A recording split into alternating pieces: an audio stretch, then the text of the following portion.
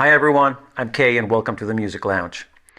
In the comment section to my ultimate Slash Les Paul comparison video, there was a comment that left me wondering.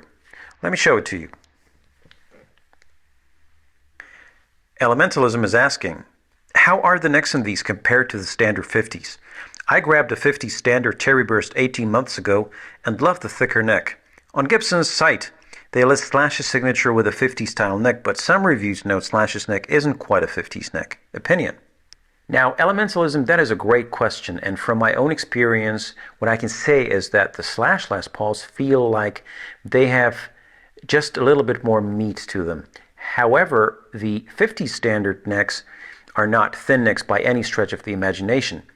However, the Slash Les Paul necks feel like they are just a little bit more substantial. Well, on the Gibson website, they list them both as 50s vintage, and the thing is, you will never be able to tell if they are the same or different unless you measure them. And how convenient that I just so happen to have two 50 standards and two Slash Les Pauls kicking around. So, let me grab the guitars, let me grab my calipers, and let's go measure some necks. So, let's do this. So we have the 50s Gold Tap and Tobacco Burst and the Slash Appetite Burst and Vermilion Burst. Alright, let's measure these necks. So the Appetite Burst is 43.63 at the nut. We have a first fret neck depth of 23.25, which increases to 25.62 at the 12th. Moving on with the Vermilion. So she clocks in at 43.16 at the nut, with a first fret neck depth of 22.64.